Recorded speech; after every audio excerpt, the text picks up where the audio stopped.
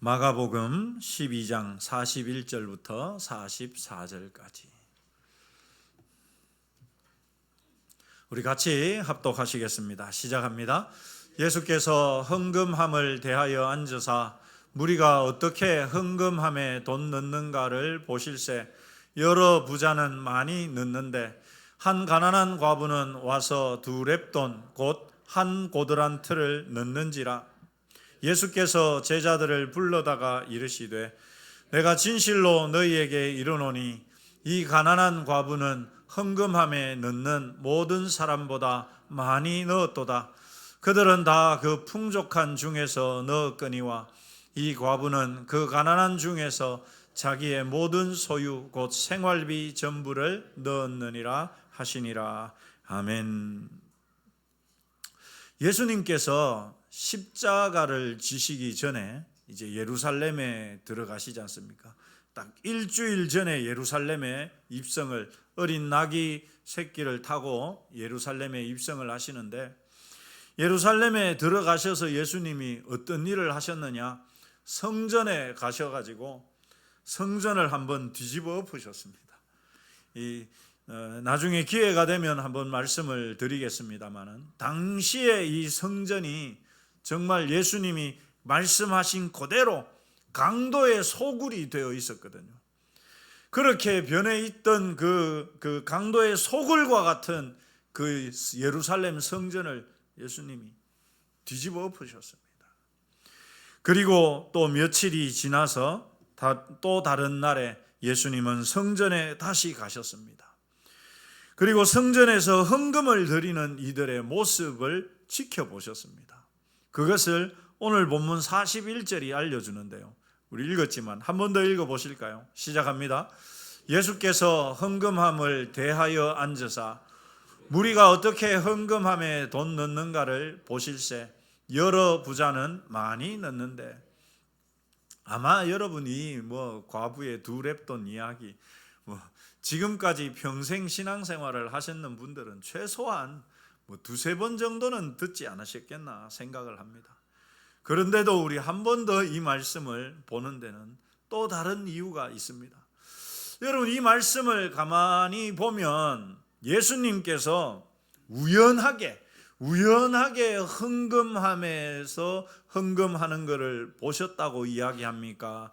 아니면 예수님께서 일부러 목적을 가지고 보셨다고 말씀합니까? 예, 잘하십니다. 말씀을 읽어보면 우리가 그 내용을 알 수가 있죠. 그러니까 성경을 우리가 읽을 때도 그런 내용들을 보고 읽으면 예수님께서 어떤 일을 우연하게 하셨는지, 목적을 가지고 하셨는지를 우리가 알 수 있습니다. 이 41절은 예수님이 의도를 가지고, 목적을 가지고 이 일을 하셨다는 것을 우리에게 알려주죠. 예수님은 일부러 헌금함이 있는 그 맞은편 자리에 앉으셨습니다. 그리고 사람들이 어떻게 헌금하나 하는 것을 지켜보신 거예요. 그 말은 예수님이 의도가 있다는 것, 목적이 있다는 것을 알려줍니다. 예수님은 목적을 가지고 헌금하는 사람들의 그 모습을 보았습니다. 그런데 여러분, 여기에 보면 41절 끝부분에 보면 여러 부자는, 부자들도 참 많았던 가 봐요. 여러 부자는 많이 헌금을 합니다. 여러분, 유대인들의 이 헌금함은, 그리고 헌금을 하는 방식은 조금 독특합니다. 어떻게 하느냐 하면 동전으로 합니다. 여러분, 동전으로.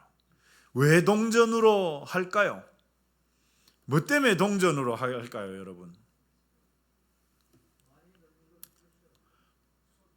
어느 분이 지금 대답을 하셨습니까? 예. 아유, 김정희 집사님. 예. 소리를 듣는 거예요, 소리를. 소리를 왜 들을까요? 그렇죠. 많이 하나, 적게 하나. 여러분, 500원을 헌금하는 거하고 10,000원을 헌금하는 거하고 동전으로 헌금을 한다. 그런데 헌금함이 이렇게 우리처럼 저렇게 들어올 때 성전에 들어가기 전에 헌금을 하거든요. 헌금을 하는데 500원을 하면은 100원짜리로 했다 하더라도 땡땡땡땡 5번이면 끝나요. 근데 만원치를 헌금을 하면 어떻게 됩니까? 데데데데데데데데댕 이렇게 하잖아요. 그러니까 저 사람 많이 하네? 적게 하네? 금방 표시가 난다 안 난다? 난다는 거예요. 그러니까 사실상 예수님도 그걸 보시려고 앉아 계셨던 거예요. 예수님도 저를 보시면 됩니다, 여러분. 그러니까 유대인들의 당시에 헌금하는 방식이 그랬거든요. 그러니까 여러분, 부자들은 어떻게 헌금하겠습니까? 부자들은 동전을 많이 들고 한 자루 이렇게 들고 와가지고 헌금함에다가 쑥 쏟아붓는 거예요. 그러니까 여러분, 예수님이 여러 부자는 많이 넣는데 이걸 아는 거예요. 이거는 뭐 바보라도 알 수 있습니다. 동전 소리가 많이 넣으면 많이 넣는 거니까.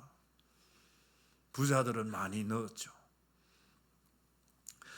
그런데 참 여러분, 우리가 이 말씀을 자세히 읽어봐야 하는 게 뭐냐 하면, 부자들이 헌금을 하는 것에 대해서 예수님께서 거기에 대해서 비판을 하셨거나 평가를 하셨거나 판단을 하시지는 않으셨거든요.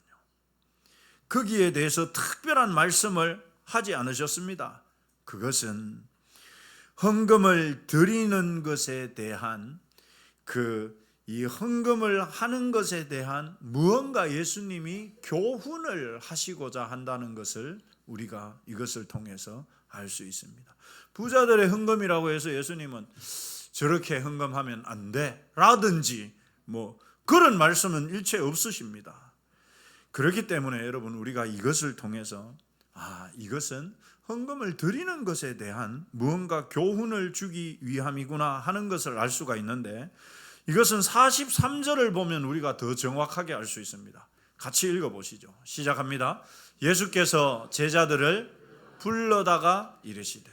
여러분, 예수님께서 제자들을 부르셨죠. 그렇다는 말은 이 제자들이 지금 다른 곳에 가 있거나, 예수님은 지금 헌금함이 딱 보이는 곳 맞은편에 앉아 계신데 제자들은 다른 곳에 가 있거나, 아니면 제자들이 옆에 있는데 이 제자들이 지금 다른 데 막 신경 쓰느라고 다른 데 관심이 다른 데 있는 거예요. 그래서 예수님은 그 제자들을 어떻게 합니까? 제자들을 어떻게 해요? 불러요. 야야야, 얘들아 일로 와봐. 얘들아 집중해. 이렇게 제자들을 부르셨다는 말이죠. 그러니까 여러분, 예수님은 지금 그 제자들에게 특별한 교훈을 주시고자 하는 겁니다. 뭐에 대해서요? 뭐에 대해서? 헌금에 대해서. 그래서 예수님은 이 제자들이 지금 엉뚱한 데 관심을 두고 있거나 아니면 다른 곳에 있던 제자들을 불렀습니다. 다 모이라고 한 것이죠. 그렇다는 말은 예수님은 지금 여기에 대해서 특별하게 가르치려고 하십니다. 여러분, 이런 표현들 있죠. 제자들을 불러서 말씀하시는 이것은요, 마가복음에는 정말 많은 예수님이 행하신 일들이 나오거든요.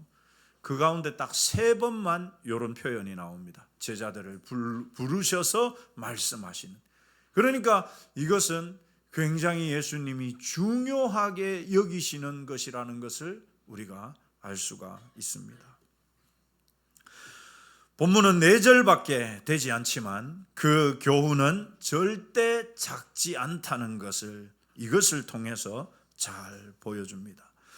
자, 그러면 예수님께서 굳이 제자들을 불러서 이 가르침을 주시고자 하는 그 내용, 그건 도대체 뭘까 하는 것이죠. 예수님께서 이 헌금 사건을 통해서 교훈하시고자 하는 내용, 그것은 굉장히 쉽습니다. 왜? 성경에 그대로 나와 있기 때문이죠. 44절에 정확하게 알려줍니다. 44절 읽어보시죠. 시작합니다. 그들은 다 그 풍족한 중에서 넣었거니와 이 과부는 그 가난한 중에서 자기의 모든 소유 곧 생활비 전부를 넣었느니라. 여러분, 예수님께서 교훈하시고자 하신 것은 이게 끝입니다. 44절 뒤에 44절 이후에 뭐 더 예수님이 내용을 덧붙이거나 뭐 가르치거나 하신 게 없어요. 44절로 끝입니다. 부자들은 많이 와서 막 자루로 들고 와가지고 동전을 부어 넣는데 이 가난한 과부는 달랑 2개, 동전 2개, 2렙돈인 동전 2개를 탁 넣었습니다. 그런데 예수님 뭐라고 이야기하느냐? 이 과부는 다른 모든 사람들보다 더 많이 했다. 그들은 다 풍족한 중에서 넣었지만 이 과부는 자기의 생활비 전부를 넣었다. 이렇게 말씀하셨습니다. 여기에 말하는 이 생활비, 여러분, 이 생활비가 뭐 하루치 생활비인지 일주일치 생활비인지 1년치 생활비인지는 알 수가 없어요. 그러나 그 당시에 이 과부가 가지고 있었던 자기의 생활할 전부라는 것은 분명합니다. 그러니까 과부가 헌금한 돈은 현재 그녀가 가진 전부였던 것이죠. 자, 그렇다면 여러분, 예수님께서 이 과부의 헌금을 칭찬하신 것이 우리도 너희들도 너희들이 가진 것 다 갖다 바쳐라, 그런 의미겠습니까? 한번 여쭤보겠습니다. 여러분, 안 그래도 헌금에 대한 것들은 조금 이렇게 그런 마음들이 있는데 제가 그렇게 질문하는 것 자체가 좀 웃기죠. 여러분, 절대 그런 게 아니겠죠. 당연히 그것은 아닐 것입니다. 예수님께서 가르치고자 하신 것이 뭐냐? 바로 우리 한번 따라서 하십시다. 가치에 관한 것이다. 그렇습니다. 예수님은요, 이 헌금을 드리는 것을 통해서 우리에게 가치에 대해서 가르치고 싶으셨던 거예요. 가치가 뭐냐? 가치. 여러분, 여기에 보면 여러분 얼마짜리입니까? 5만 원짜리가 이렇게 있습니다. 이 5만 원은 우리가 지금 대구에 살잖아요. 대구에서는 5만 원이고 서울에 가면 10만 원 됩니까? 5만 원입니까? 5만 원이에요. 부산에 내려간다고 해가지고 이 5만 원이 만 원이 됩니까? 그대로 얼마입니까? 그대로 5만 원입니다. 이 5만 원이 막 새 거는 내가 10만 원 쳐줄게 이러고 이 꾸겨지면 이건 꾸겨졌으니까 이건 3만 원만 하자. 그렇습니까? 똑같이 5만 원입니까? 똑같이 5만 원이에요. 이 5만 원이라고 하는 이 가치는 어디에 가서도 바뀌지 않습니다. 그런데 여러분, 그렇다고 해가지고 이 5만 원이 그러면 항상 그 가치가 동일하냐? 그렇지는 않습니다. 왜 그러냐? 자, 저에게는 이 5만 원이 단지 5만 원의 가치가 아니에요. 이게 무슨 말이냐? 이 5만 원으로 거의 한 달 반달을 살아야 하는 사람에게 5만 원과 여러분, 한 달에 용돈을 수백만 원씩 수천만 원씩 쓰는 삼성전자 회장님에게 있어서의 이 5만 원이 똑같은 가치로 여겨지겠습니까? 다르겠습니까? 다르죠. 다릅니다. 저에게 이 5만 원은 굉장히 큽니다. 반달을 살아야 됩니다. 반달을. 그런데 삼성전자의 회장님에게 있어서 이 5만 원은 이거 없어도 돼. 실제로 그런지 안 그런지 제가 물어보지는 않았습니다만은 그렇지 않겠나 추정합니다. 그래서 혹시 좀 마음에 드는 뭐 착한 어린이가 있다 그러면 얘다 5만 원 이렇게 줘도 됩니다. 그런데 저는 이 5만 원 줄라 하면 어떻게 될까요? 벌벌벌. 네. 그만큼의 가치가 분명 이 5만 원이라고 하는 그 금액은 똑같은데 여러분 한 달에 용돈을 얼마를 쓰느냐에 따라서 이 5만 원이 갖는 그 사람에게 있어서의 가치는 완전히 달라요. 그렇지 않습니까? 여러분에게 있어서 5만 원은 얼마나 큰 돈입니까? 옆 사람에게 한번 물어보십시다. 5만 원이 얼마나 큽니까? 에이 그거 없어도 돼요. 뭐 이러신 분 있으면 5만 원 좀 달라고 하십시오. 예.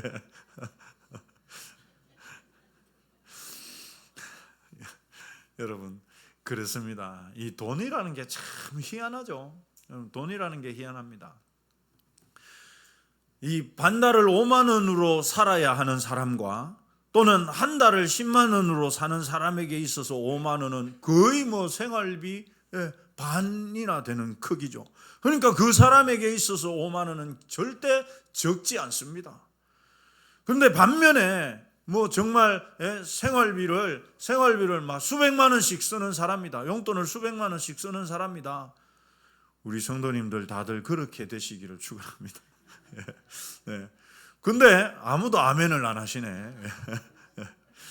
여러분 그런데 그런 분에게 있어서 이 5만 원은 사실 없어도 되는 거예요. 그렇죠? 그러니까 내가 돈을 얼마나 갖고 있느냐, 내가 얼마를 쓸 수 있느냐에 따라서 이 5만 원의 가치는, 상대적인 가치는 달라진다는 사실입니다. 오늘 예수님께서 헌금에 대해 교훈하는 상황이 바로 이런 것이죠. 부자들의 많은 금액에 비해서 여러분 그것과는 아예 비교조차 할 수 없는 적은 금액을 헌금한 과부의 이 헌금을 여러분 왜 칭찬하십니까? 왜 칭찬하실까요? 따라서 하십시다. 가치의 차이 때문이다. 그렇습니다, 여러분. 가난한 과부에게 있어서 2렙돈은 자기의 전부였어요. 그러니 여러분 비록 부자들에게 볼 때는 그건 껌값도 안 돼. 정말로. 우리가 그냥 껌값도 안 된다는 말을 합니다만 사실 부자들에게 있어서 그 2렙돈은 여러분 껌값도 안 되는 돈입니다. 2렙돈이 얼마 정도 되는 금액인지 아십니까? 2렙돈이 참새 2마리가 여러분 예수님께서 마태복음에서 참새 2마리가 몇 아사리온에 팔려간다고 했나요? 한 아사리온에 팔려가지 않느냐 이렇게 말씀하셨거든요. 참새 2마리가 한 아사리온이에요. 그러면 참새 1마리는 몇 아사리온일까요? 아사리온은 화폐 단위입니다.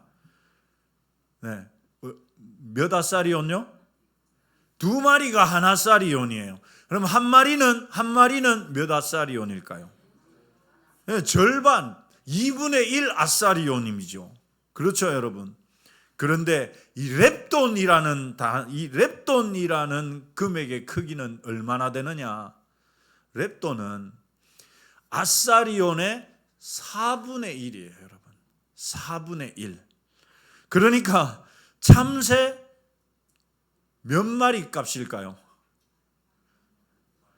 네, 참새 반마리 값이에요. 반마리 값.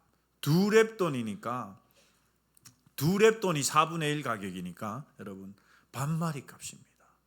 오늘날 우리나라 돈으로 환산을 하자면 500원 정도 되는 돈입니다. 480원 정도 되는 돈이에요. 여러분 480원 정도 헌금했다고 칭찬받아 보신 분 있으십니까? 교회가 이렇다니까 여러분. 예? 제가 이제 믿지 않는 가정에서 처음 신앙생활을 이제 하게 됐는데 중학교 2학년 때 고향에서 산골에서 처음 신앙생활을 시작했습니다. 그때 제가 있던 교회는 감리교회였는데 막 흐름했습니다. 마룻바닥, 의자 없이 마룻바닥에 그 방석 하나씩 놓고, 제가 갔는데, 교회 처음 갔는데, 그때 저희 교회에는 담임 목사님이 계신 게 아니고 담임 전도사님이 계셨어요. 전도사님이 담임을 하는 교회였습니다. 그 교회에 가니까 전도사님이 그래도 이제 이 중학교 2학년이 새로 왔다고, 처음 왔다고 얼마나 좋았는지 성경책을 이렇게 하나 주셨거든요. 그 성경책을 주셨는데, 그 성경책, 여러분 옛날 성경책 아시죠? 빨갛게 칠해졌는 비닐 이 겉대기에 빨갛게 칠해졌는 거. 지금은 우리가 왼쪽에서 이렇게 오른쪽으로 읽지 않습니까? 그거는 오른쪽에서 왼쪽으로 읽어요. 오른쪽에서 왼쪽으로 읽고, 성경 글도 이렇게 가로로 됐는 게 아니고 오른쪽에서부터 세로로 이렇게 했어요. 히브리어 성경이 그렇게 되어 있거든요. 오른쪽에서부터 세로로 이렇게. 그건 너무 고맙잖아요. 교회 갔는데 과자도 주지, 성경책도 하나 주지, 이러니까 너무 감사. 그래서 이거 어떻게 해야 되나 보니까 예배 시간에 헌금 시간이 있더라고. 그래서 저희 시골에 제가 그 중학교 다닐 때까지 용돈이 없었습니다. 용돈이라는 개념이 없었습니다. 제가 뭐 강원도 두메 산골에 저 1930년대에 살았던 사람이 아니고요, 1970년대에 살았던 사람입니다. 근데 워낙 산골이어서 용돈 개념이 없었습니다. 용돈이 없었어요. 그런데 헌금을 하는데 나도 헌금을 하고 싶은 거예요. 저도 헌금을 하고 싶은 거예요. 근데 마침 이제 그 아버지 심부름, 아버지는 돌아가시고 안 계셨으니까 어머니가 뭐 심부름을 하고 나거나 이러면 뭐 20원도 주고 30원도 주고 하셨었거든요. 그걸 이제 제 딴에는 모았는 겁니다. 그래서 헌금 시간에 바구니가 이렇게 도는데, 그 준비해서 모으고 모았던 그 소중한 30원을 모아가지고 헌금 주머니에 탁 넣었어요. 쨍그랑한 거래. 동전 소리가 나서 저도 더 깜짝 놀랐습니다만은, 그런데 저는 그 마음을 잊을 수가 없습니다. 아마 그 주일에 헌금을 했던 사람들 중에 제가 가장 적은 금액을 드리지 않았겠나. 제가 가지고 있는 그 금액 전부였거든요. 물론 그 30원을 했다고 칭찬을 들어보지는 못했습니다만은, 여러분, 우리가 이 가치에 있어서 이 가치가 중요하다는 것을 예수님이 말씀하시는 것입니다. 정말 여러분, 그 500원도 채 되지 않는 그 금액을 헌금하는 그 과부의 마음, 그것을 하나님은 귀하게 여기셨던 것입니다. 여기서 우리가 알 수 있는 한 가지가 있죠, 여러분. 바로 하나님 나라의 계산법입니다. 하나님 나라의 계산법. 한번 따라서 하십시다. 하나님 나라의 계산법. 그것은 분명 우리가 살아가고 있는 이 시대, 이 세상의 계산법과는 분명히 다릅니다. 그것은 분명히 달라요. 어떻게 다릅니까? 바로 가치를 보신다는 것이죠. 우리 하나님은 가치를 귀하게 여기신다는 것입니다. 여러분, 그러면 도대체 이 과부는 어떻게 자기의 그 절박한 상황, 이 과부가 부자가 아니었다는 것은 분명하죠, 여러분. 그런데도 어떻게 자기가 가지고 있었던 그 생활비 전부를 드릴 수 있었을까요? 그것은 성경에 나와 있지도 않아요. 예수님께서 거기에 대해서 해석을 해 주시지도 않았습니다. 그러나 분명한 한 가지, 그것은 뭐냐? 어떻게 이 아주머니가 그 2렙돈에 자기 생활비 전부를 드릴 수 있었느냐? 분명하죠. 뭡니까, 여러분? 내가 이걸 드려도 내 쓸 것은 누가 책임진다? 하나님 책임진다. 그 믿음이 있으니까 이것이 가능했겠죠. 그러니까 여러분, 예수님께서 그것을 보시고 칭찬하신 것입니다. 여러분, 하나님 나라의 계산법은 우리가 살아가고 있는 이 시대의 세상의 그것과는 다릅니다. 세상은요, 절대적인 가치를 평가하죠. 내가 5만 원을 들였으면 뒤에는 종입니다.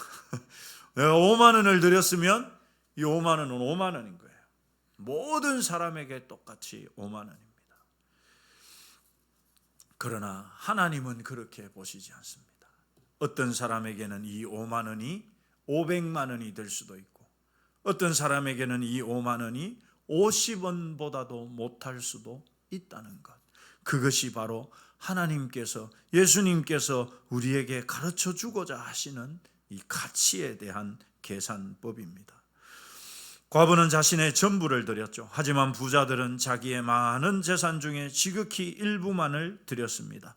그러니 예수님께서 과부의 헌금을 부자들의 헌금보다 더 가치 있다고 판단하신 것입니다. 사랑하는 성도 여러분, 사실 예배에 있어서 헌금은 매우 중요한 한 부분이죠. 왜 그렇습니까? 여러분, 헌금이 왜 중요한 부분입니까? 한번 따라서 하십시다. 돈이기 때문이다. 돈이기 때문이다. 그러면 왜 돈이 중요합니까? 돈 문제는 사람을 예민하게 하거든요. 왜요? 거기에는 내 마음이 들어있기 때문입니다. 그래서 돈에 예민할 수밖에 없어요. 예수님도 분명하게 이것을 말씀하십니다. 같이 읽어보시겠습니다. 시작합니다. 내 보물 있는 그곳에는 내 마음도 있느니라. 사실 여러분, 여기에 이 보물이라는 말은 사실 돈이라는 말과 다르지 않습니다.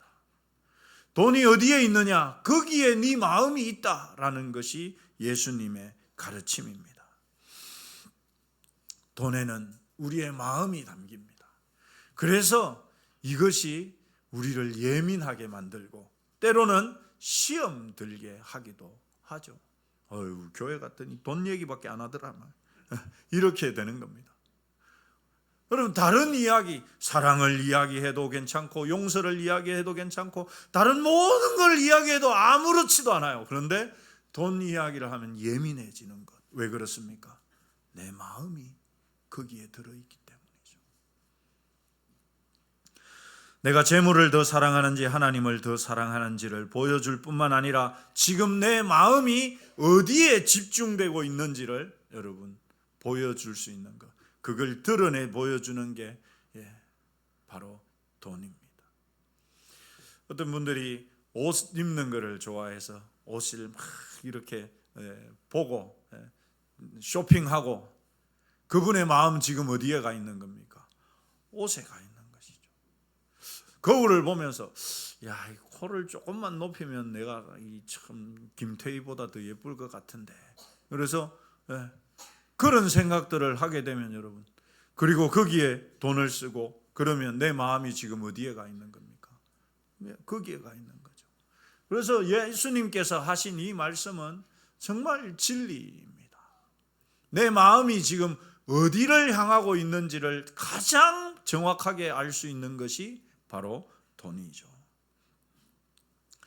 그런데 여러분, 저는 이 돈 이야기를 하려는 게 절대 아닙니다. 이 교훈에서 우리가 한 단계 더 들어가 보고자 합니다. 아마 여기 있는 분들 중에서 지금의 나에 만족하지 못하는 분들이 분명 계실 것입니다. 그래서 자기를 더 발전시키려고 하는 분들 있으시죠. 무엇을 더 배우려고 하는 분들, 영어를 더 배우든지 아니면 대학원에 또는 박사과정에 석사과정에 그래서 학위를 더 받으려는 분도 있고, 다양한 기업 연수를 신청해서 받거나 아니면 개인적으로 어학연수든지 여러 교육과정을 이수하는 분들이 있을 것입니다. 여러분, 우리가 그렇게 하는 이유가 뭡니까? 한 가지죠. 내 가치를 높이기 위함입니다. 내 가치를 높이는 이유는 뭡니까? 더 나은 대우를 혹은 더 나은 조건에서 일하기 위함이죠. 사실 자신을 위해서, 그것이 공부든 자격증이든 학위든 운동이든, 여러분, 자기 자신을 위해서 투자하지 않는 사람은 더 이상 발전하지 않습니다. 그래서 우리 좌우로 한번 축복해 주십시다. 자기에게 좀 투자하시기 바랍니다. 운동이 되었든 여러분 영어 공부가 되었든 뭐가 됐든 간에 자신에게 좀 투자하는 사람, 그것은 자기 자신을 더 가치 있게 만드는 것이죠. 여러분, 우리가 같은 차원에서 우리의 섬김의 가치를 높이기를 원합니다. 여러분, 우리가 앞서 헌금에 대해서 본 예수님의 가르침을 섬김에 적용해 보면 모든 섬김이, 여러분 모두가 하는 섬김이 다 같은 가치일까요? 다른 가치일까요? 네, 다른 가치입니다. 오늘 이청년부에서 그 식사 준비를 해 주셨지 않습니까? 식사 준비를 하시는 그분들이 똑같은 시간을 투자하고 똑같이 들어가서 막 준비를 했다 치십시오. 똑같은 시간, 똑같은 노력을 했다고 치십시다. 그래도 여러분, 하나님이 보실 때 똑같은 시간을 했고 똑같은 마음으로 했더라도 하나님이 보실 때 그 섬김의 가치는 똑같을까요? 다를까요? 어떻게 하십니까, 여러분? 좀 전에 우리가 그 얘기 했잖아요, 그죠? 다릅니다. 왜 다를까요? 여러분, 왜 다를까요? 어떤 분은, 그런 분 안 계시겠지만은, 남는 게 시간이야. 그래가지고, 집에 할 게 없어. 집에 있는 게 너무 지겨워. 그런데 마침, 우리가 식사 당번이래. 그래가지고, 와가지고, 식사를 섬기는 분하고, 정말 바빠.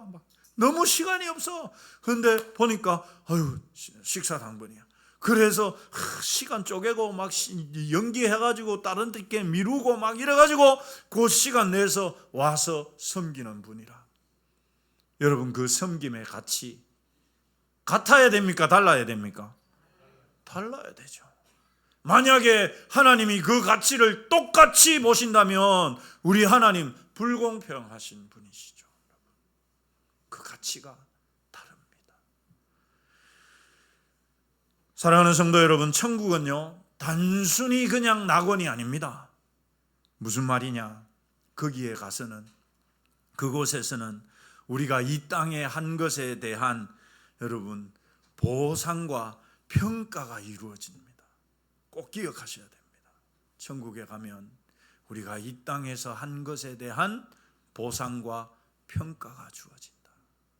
그런데 그 보상과 평가가 여러분 어떤 가치로 주어지느냐?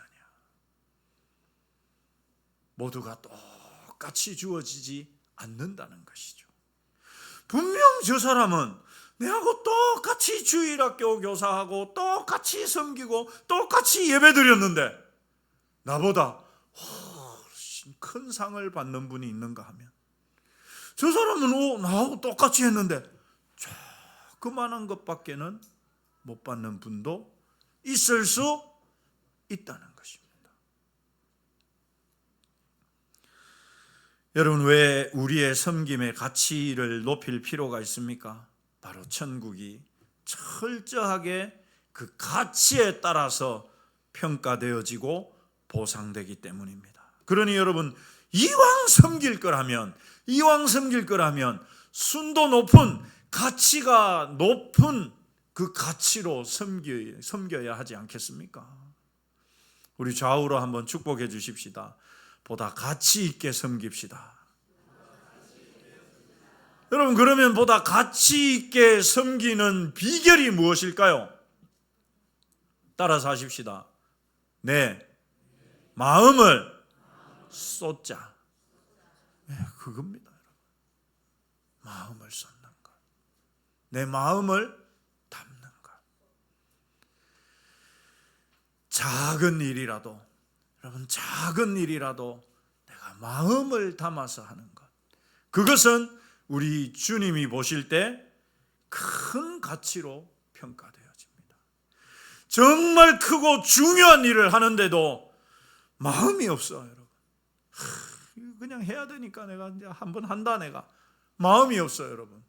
아무리 큰 섬김이라도 그것은 우리 하나님 보실 때 거의 가치가 없다. 가치가 없다. 여러분, 예수님이 이렇게 말씀하셨습니다. 우리 같이 읽어보시죠. 시작합니다. 종들아, 모든 일에 육신의 상전들에게 순종하되 사람을 기쁘게 하는 자와 같이 눈가림만 하지 말고 오직 주를 두려워하여 성실한 마음으로 하라. 여러분, 이 말씀은요, 우리가 일반 직장 생활을 할 때 적용할 수 있는 말입니다. 위에 상사가 지켜본다고 해가지고 그냥 그 상사가 지켜볼 때만 반짝 눈가림만 해서 하듯이 그렇게 하지 말아라. 어떻게 해라, 성실한 마음으로 해라. 직장에서의 일도 여러분, 우리는 그렇게 하면 안 돼요. 사람이 보면 열심히 하는 척하고 안 보면 대충 하고, 물론 그러신 분 없겠지만 우리는 그렇게 하면 안 됩니다. 왜? 주님이 이렇게 말씀하시기 때문에. 하물며 여러분, 우리가 교회에서 섬기는 일은 하나님에게 우리가 평가를 받을 텐데, 그것을 하면서 대충, 그게 아니라 마음을 담아서 할 때, 여러분, 사람을 기쁘게 하는 자들도 성실한 마음으로 섬겨가는데, 하물며 우리 하나님 앞에서 여러분, 우리의 섬김이, 내 섬김이 어떤 가치가 있는가를 우리가 생각해 봐야 합니다. 하다못해 화장실에 갔는데 막 휴지가 넘쳐나고 있어. 그러면 여러분, 어떻게 하면 됩니까?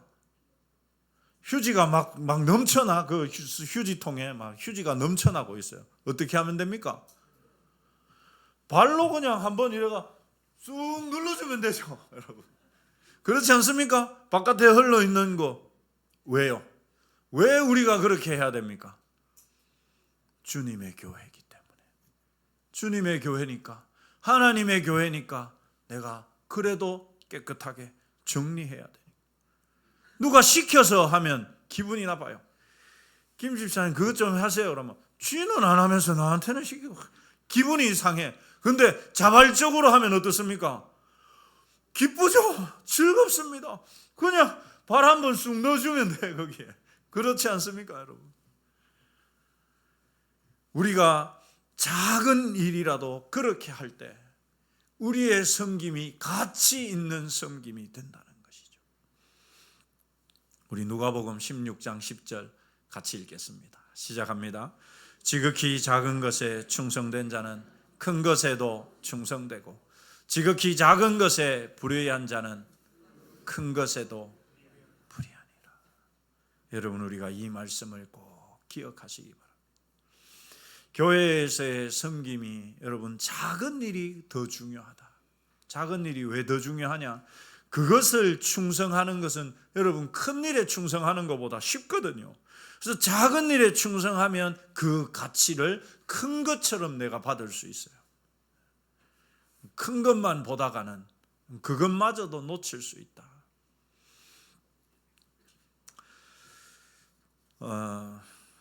여러분, 자기 명예를 굉장히 중요하게 여기는 한 왕이 있었습니다. 근데 이 왕이 자기 이름을 넣어가지고 큰 멋진 기념교회를 하나 세우고 싶었어요. 임금님이 자기 이름을 넣어가지고. 그래서 아무에게도, 어느 신하건 백성이건 절대 아무도 10원 한 장 헌금하지 마라. 순전히 내가 내 돈으로 다 짓겠다. 그래야 온전히 자기 이름으로 세우는 교회가 되니까, 왕이니까 여러분. 그래서 모든 사람들 어느 누구도 헌금하지 못하게 하고 자기 혼자서 돈을 내서 교회를 멋지게 지었습니다. 그리고 그 머릿돌에다가 자기 이름을 탁 새겨놨습니다. 근데 그날 밤에 꿈을 꿨어요. 꿈을 꿨는데 천사가 내려오더니만 그 대리석에 자기 이름을 싹 지우더니 듣도 보도 못한 여자 이름을 적어 놓더래. 그래갖고 꿈에서 깼습니다. 깜짝 놀랐어. 참 이상하네. 다시 잤어요. 근데 또 똑같은 꿈을 꿨습니다. 천사가 내려와서는 자기가 써놓은 그 이름을, 자기 이름을 지우더니만 듣도 보도 못했던 여자 이름을 줘. 3번을 그 꿈을 꾼 거예요. 그래서 왕이 일어나서 이거 뭔가 이상하다. 그래서 병사들을 풀어가지고 이 이름에 있는 이 이름의 여인을 찾아와라, 불러와라. 그랬는데 오늘 우리 예수님께서 말씀하셨던 그 과부 아주머니처럼 한 과부가 왕 앞에 불려왔어요. 너 사실대로 부르라. 너 이 교회 질 때 뭐라도 했어 안 했어? 그러니까 이 과부가 벌벌 떨면서 어휴 폐하, 저는 아무것도 한 게 없습니다. 임금님이 절대 명령을 내려갖고 어느 누구도 10원 한 장 헌금하지 말라 해갖고 제가 할 수가 없었습니다. 그래? 분명히 아무것도 한 게 없지? 예, 폐하 그렇습니다. 그런데 제가 보니까 그 벽돌을 실어 나르는 그 당나귀들이 너무 좀 힘들어하는 것 같아가지고 그 당나귀들이 지나갈 때마다 제가 풀을 줬습니다. 그렇구나. 임금이 그 깨달았는 거. 하나님은 내가 내 이름을 내려고 내 혼자 이렇게 했는 것, 그거보다도 저 가난한 과부가 저 벽돌을 실어 나르던 그 당나귀들 풀을 준 것을 하나님은 더 귀하게 여기시는구나. 그래서 병사들에게 그 대리석에 자기 이름을 지우고 그 과부의 이름을 적어넣게 했다고 합니다. 사랑하는 성도 여러분, 저와 여러분이 신앙생활을 어차피 하지 않습니까? 그죠? 누가 하지 말라 해도 할 겁니까? 안 할 겁니까? 신앙생활 하지 말라 한다고 할 겁니까? 안 할 겁니까? 여러분, 할 겁니까? 안 할 겁니까? 안 되겠습니다. 옆 사람에게 한번 물어보시오. 신앙생활 할랍니까? 말랍니까? 여러분, 우리가 어차피 신앙생활을 할 거라면 그렇지 않습니까?